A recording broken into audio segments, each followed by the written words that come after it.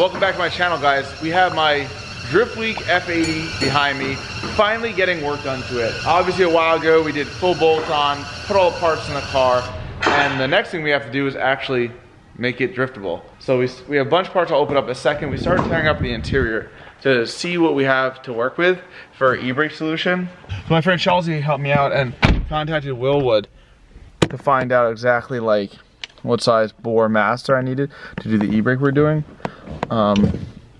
We're doing something he calls it, I think, suicide brakes. So it's a e-brake to the rear, foot pedal and goes to the front, but sounds sketchy. But on a car, 70% of the braking is on the front anyway, so now that's all we'll have. This will do the rear. If this does not work the way that we think it will work, we're gonna go ahead and just swap out this master cylinder to an inline and then do that. He was just worried about the inline freaking out the ABS system. I think no matter what we do, it's gonna freak out the ABS system a little bit potentially. So yeah, we're gonna try this first, see how it works, and then go from there. So I really want to fit, I'll show you guys in a second, I really want to fit here underneath the factory stuff. So we already tore a bunch of it apart.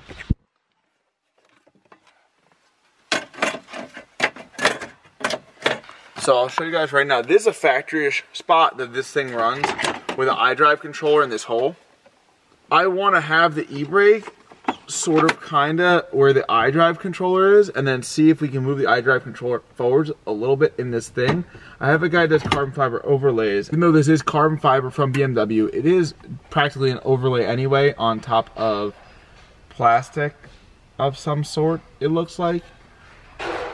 So I have a guy local to me that does stuff like this. So if we can actually make the e-brake mount underneath here, move the iDrive controller forward an inch or two if needed, that would be really, really cool. Or even move the iDrive controller backwards to extend like 4 or 5 wires. Underneath here, there's actually a vent right here that we cut off.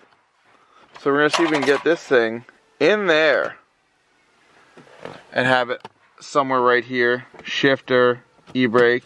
This will be way lower, so it'll be somewhere in this vicinity, I think, but completely, well, it'll be this way, but it'll be sort of completely hidden. So there's a spot where the iDrive was before, right here, and it only goes about that deep. That's the control right there, and part of that sits above, this much sits above, that much sits below. So, and the above is about right here. So long as it sits about right here, so there's a really good chance that if we do this right, we can have the e-brake through this hole. You'll have to just pop this cover off to fill it, which is no big deal, and have it all hidden. We actually have like a lot of depth in here. I mean, I can shove my whole arm down and I'm not even touching anything really metal. So, I don't know. We're gonna see. This is all pretty much apart. Just not fully removed because we want to sort of just measure a few things first, see how much room we have to play with before we take it apart and put that together just a ton of times. Pretty neat though. So, I also have like a full SLR angle kit here. We don't have the coilovers yet we need to make all that work, but we'll be getting that really, really shortly from BC Racing. They hooked me up big time with that. Quite excited for that. Chelsea once again spec'd me out. All that too, said that it should work really good. I take his advice because I know nothing about drifting, and he does. So we're gonna keep going to this, pair this up a little bit more, to sort of see exactly how much room we have, see if we can make brackets of some sort to mount this e-brake, and then go from there. But it's getting there. There's been a little bit of a time delay for a lot of reasons, but we have about right now 1 month before the event, before we have to be there. I really want to test drive the car first and sort of get some driving lessons at Chelsea's drift school. So we're gonna tear into more of this e-brake stuff right now. We had this sick idea because I've seen something like this on the internet. So he was almost trying to like make this e-brake work, right? Mounted in here. Super cool. The iDrive would actually fit in the factory location. You might like cut this and then raise the hair and have it redone in carbon. Cut a little slant out here. You gotta change the fluid, this pops right out. Top your fluid off. Super cool. So we did that, we trimmed it all and a few things underneath, nothing really important. And then sent a video to my friend Chelsea to ask him like how to like how much room do I need when we pull back, like where can we mount this iDrive controller, and he pretty much said that this is not the best way to do it. He suggests putting it between the shifter and the steering wheel. So even though this would have been super cool, everything would have been completely hidden under the factory stuff with a little groove in this. I guess if it's not the best idea and it's gonna make it harder for me to drive, we're gonna have to put it on the other side, and like some of it might be a little bit visible. But yes, now we're gonna undo everything we spent hours doing. We sort of gave up right now on the e-brake install. The e-brake that I have, or that I bought, it is really, really cool. We can actually make it fit really good on the right-hand side, but I was told it's not best to do it over there. It's better to put it on the left-hand side. We actually ordered new stuff. Drift HQ hooked me up with a bunch of parts, like a, I don't know what they call it, reverse mount or something. You can set it up backwards almost. That changes a friction point. So when you pull it, the reservoir's in the front instead of behind it. We ordered that. We ordered a different master just to give us a little bit more options, because I don't want to run out of time. So now I'm at the point where I'm ordering doubles of things to definitely be ready. While we wait for those things, we decided to tear into everything underneath the car. I got this car, has 40-something thousand miles on it. It randomly would pop out of second gear. Never on throttle, never high RPM, cruising around town. I accelerate to, I don't know, 2,000-3,000 RPMs, go to get back on it, it would pop out. I've actually even seen the cluster. I gave it gas, it was nothing. I look, it says neutral, then it pops back in. So I can't take chances when I'm going to an event like this. Also, the clutch is a little bit worn out. There've been random times I think it slips a little bit. So I wanted to upgrade the clutch anyway. So now while we wait for the other stuff, it's time to go underneath the car. And we already got it pretty much pulled off. What I really want to do is I wanted to take the OEM clutch and then just have the discs re-popped or pad or whatever with a more aggressive compound. That way the clutch pedal feel will be really, really nice, smooth, soft, and it will grip way harder, which I really like the idea of. I've done it on a bunch of different clutches. On this style clutch is a self-adjusting pressure plate. I'm not sure how great of an idea that this is, because those do wear out also. Like I said, sometimes I've had issues with it feel like the clutch is slipping a little, and then it wouldn't do it again. And it wasn't like I was doing crazy burnouts or donuts and it got real hot and was slipping. It would just sort of randomly do it. So I'm a little bit worried if we're using this self-adjusting pressure plate versus buying a whole new clutch. But it's a big, it just gets really crazy throwing new trans, new clutch, everything into it. So he's gonna pull this off right now, take a look, see how wrecked the surfaces are. If they're all really ruined, I'll throw it out. But I did actually get already a new transmission, like 5,000 miles on it. We're gonna put in the car. It sucks, this one's really smooth and drives really good. It just randomly pops out, and I can't chance it. So we have this 5,000 mile transmission we're gonna put in it. We're gonna throw fresh engine mounts, trans mounts in it, take away any slop. And then we'll work backwards to the diff and everything else. So let's see how this clutch looks. So there's a little bit of like hot spotting, but it doesn't feel horrible. Same thing up here. I'm not too worried about that, to be honest, because things often look like that, and then sometimes they're really warped, sometimes they're not that warped. I'm more worried about all the self-adjusting stuff inside of this, and trying to redo something with this, but let's see what we can do to take this apart a little bit more. Still working, still working. So we started to take all the rear end stuff out to see how beat up the bushings were on it, because I knew this car had crazy wheel hop. It's not even wheel hop, it's a diff moves a lot, it feels like wheel hop, then it's like wheel hop. So the bushing is actually completely shot. So it's cracked right here. You guys can see that. That's extremely common on these cars that get beat on a lot. The diff flops around, you get what's like wheel hop, and then you end up breaking axles and stuff all the time. So there's diff raises that they make that go in here to actually add a second bushing right here. And it helps a lot. So instead of the dip flopping around, it just like really helps limit movement. No one has one in stock. So I have a guy next door, machines a bunch of things. I'm gonna see if I give him the stock one, if he can make me one in time. If not, I don't know, I don't wanna pull off my other car, but I might, I don't know, we're gonna see. So that's out, trans is out obviously. Whole rear subframe's dropped a little bit. We have a little weird thing we're gonna do for the diff, so it doesn't do weird diff things to talk about later. And then now, because of my weird e-brake situation, I'm not exactly sure how to resolve it. Guys, Drift HQ, I hit them up. They sent me a bunch of goodies to reverse mount the e-brake stuff. So here's opening all that.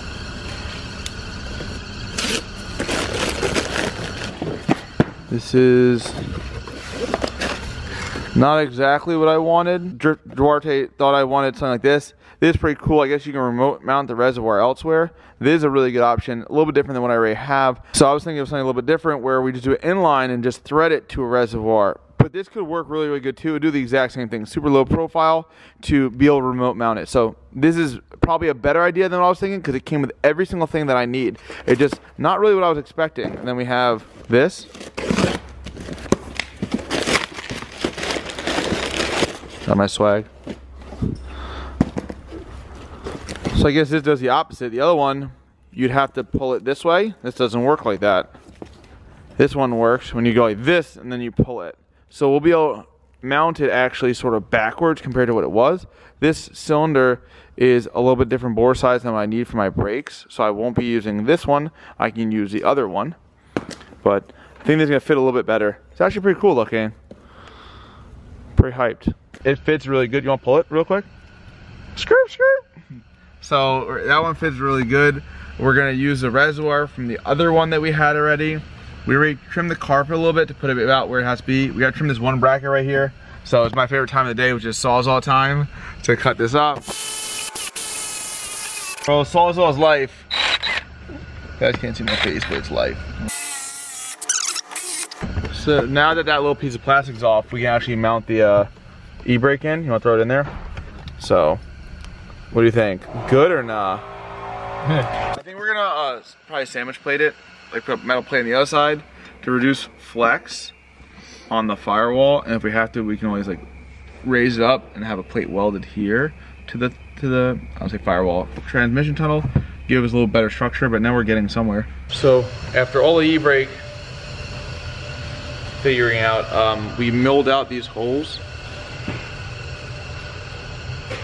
They were round before, now they're oval, so they're actually slotted. So once you install a car, we can go forwards and backwards like that a little bit to give a little bit more room for adjustment, I guess you could say. So that's pretty cool. So now that's all done. I mean, we already had it fit in the car. There's tons of plastic from chopping everything up on all the panels to make it fit underneath as good as possible. Here's you can get this back in the car. I finally got my BC Racing coilovers and my SLR angle kit. Pretty hyped to open that up, but I'm gonna open that up in just a few minutes. First, we're gonna see how good this e-brake fits the way we did it. How are we looking? We're looking like a freaking drift car. Look at this. Skirt. I don't know. So skirt, skirt. So we're good. The reservoir is back here. So this top piece, top little trim right here, has to pop up to top it off. Supposedly I won't have to do that too often. I could have also ran an inline remote mount the reservoir literally right next to it, but this is super easy, and this with the parts that we have made it work pretty good. I'll have to get a bunch of this stuff overlaid in carbon. Well, I don't have to do anything, but just I'm probably get this all overlaid in carbon so it looks really nice. And then the buttons that were previously there, which is just like sport mode response, I could say, and traction control off button, we're gonna move to, I guess, here. And then once it's over here, we'll have, I guess, this related in carbon, so it'll look all cool, nice, clean, fancy. I think we'll be able to get in the right time frame. Worst comes worst, we'll be able to just have the carbon guy do it all. I can always ship it there or fly there with him, pop this trim piece in. So, pretty hype. It's getting there. Now we're gonna hole saw out to get a cigarette port lighter back in the car because we removed the spot it went. Alright, cool. I might have to like file it. Yeah. Alright, that's fine. So the diff, if you guys look, the bushing's just completely cracked. So bushing's completely cracked. He's working on getting this all out right now. I got the new diff bracket. Like I said, I had someone make me a bunch of these. They're just not done yet, and they're super busy, so they haven't actually like made me them. So due to time frame reasons, the other car got one from Turner, I want to say, and this car, they're out of stock, and I'm out of time. And my guys like drew them up, did a little bit differently, but he doesn't have time to make it yet. He said it's gonna be a few more days till he finishes everything up. So I bought one from IND. It's a very similar bracket, very similar idea. So let's open this up, see what it looks like.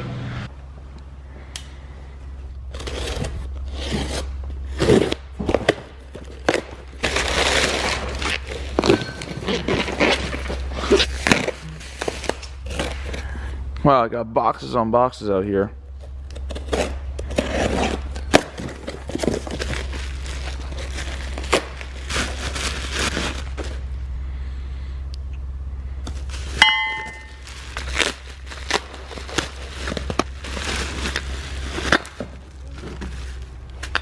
Pretty cool style bushing. Oh wow, freaking frack, these are solid. I necessarily realized that when I ordered it. So yeah, this is a little piece of I mean, it's really heavy to be aluminum, so I'm gonna guess it's like a little piece of steel. This is, I would say like Duralin or some type of plastic. As you can hear that. This is the larger bushing in the rear, some sort of rubber or a softer poly or Duralin. I don't know if you guys can hear a difference there. I know it sounds horrible, I'm dropping these brand new parts, but it is what it is. So these are really, really solid bushing. And then these, so front diff has 2 bushings. These are, even though the other ones are pretty solid, these are fully solid, one piece. So this will actually work that over here, the car has a soft, like, it has 2 layers of bushings. On my other F80, I actually have solid bushings that I had custom made for one set. That way, instead of everything moving a lot, one set's completely solid and one set's poly, so it has a hair of movement. But it pretty much either locks this secondary brace to the diff or the secondary brace to the subframe, and then the other bushings get to move. So this is a little bit different. Black ones are not really, really solid. I guess there's some sort of, I mean, I'm not really sure. They feel extremely solid, so I don't know what hardness they are, but they're gonna be equivalent of fully solid on here. And then this brace, you're gonna replace the factory one here.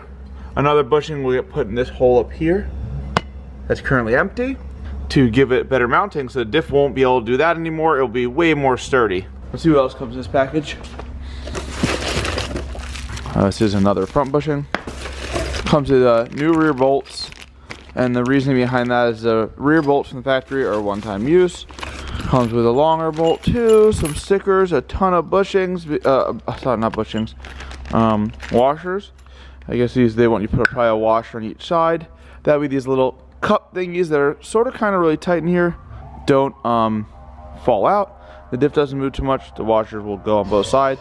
And this little recess, and that little recess once it's flush, sandwich it all. And then we have more hardware here.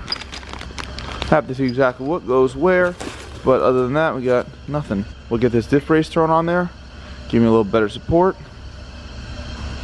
Hyped. I also got something else that I'm gonna do. I got fresh engine mounts for the car. Car has 45,000 miles on it. I really want to put something slightly stiffer than stock, especially gonna be on and off throttle so much. I didn't want the shifter to be moving a lot. So I got new transmission mounts. I don't like going really stiff on trans mounts because in my opinion it transfers a lot of noise into the car, a lot of vibrations, and I don't really think engine mounts do that as much. It just seems like every E36 with really stiff engine mounts is pretty good. You put stiff trans mounts in a car, and it's like not good. So I got new OEM transmission mounts, and then the engine mounts, I got new ones also. They squish down over time, so you go like do downpipe % on the car, and the downpipe won't come out, because the engine mounts actually sink down. Oh, I'm gonna open a box of what I got to fix that, which is a little bit strange. Also, this F80 has AKG mounts. They're practically solid. They're poly. They're practically solid. They are as stiff as can be. They're like this. I mean, I don't know what sort of deflection it has, but it's practically nothing. So what I did was something that people used to do years ago on Hondas and crap. You'll have old transmission mounts, engine mounts on Honda that are relatively hollow, similar to how the differential is on this. Like it's concave in, and they fill it with like window weld or something like that. And what the window weld does is it acts as sort of a urethane. They say it's like 80A, I want to say, on the hardness scale. And it makes it like having poly mounts without having to buy poly mounts. What some people do is they'll actually grind out all the old stuff, set it up, and then redo it, so you get like a poly mount for cheap. I didn't do the window weld method just because the time frame it takes to fully harden. Some people say is like 4 to 10 days, and time frame wise, I didn't want to wait that long. So I got different stuff that's like a really quick hardening one. It's I think 85 or 90A hardness, so it's pretty stiff. But I won't be actually cutting out the whole engine mount to do this. You guys see in a few minutes exactly how I'm doing it. What I'm doing is one of the engine mounts comes apart. The other one's way stiffer from the factory and it's relatively soft, filled already. So let's open up this box, show you guys the urethane I'm using, and then I'll take apart the engine mounts and show you exactly how we're gonna fill them, or actually just stiffen them a lot while having, it's mostly OEM to solidify it a little bit. Also, I have no idea what this looks like because I haven't even opened it yet.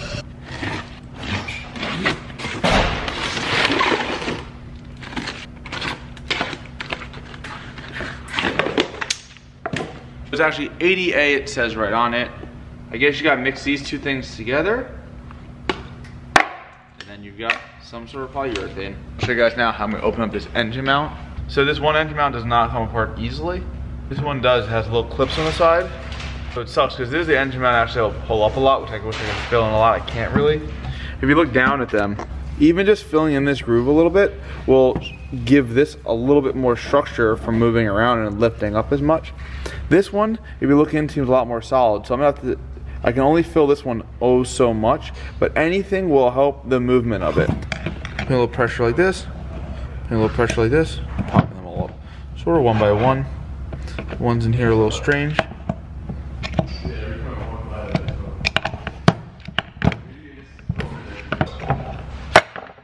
There's a lot of void from this to this. So when you're on off throttle, this is also probably liquid filled like most of these mounts. This will go up, down, move around a lot. By putting window weld around this, it will give it a lot of strength. But by putting window weld and slamming this bad boy back on and filling all this gap and groove will extremely limit the movement.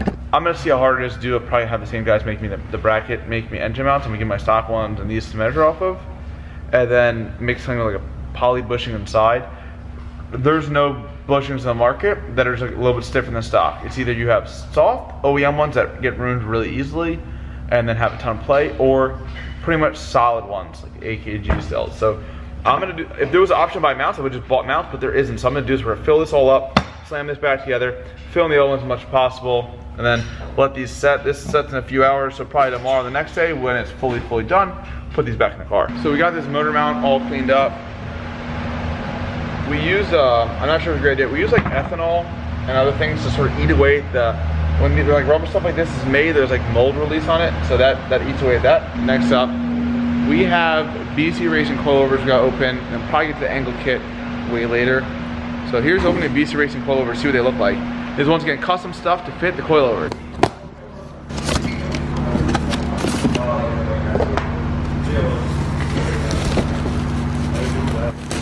Oh cool, I got a little hoodie.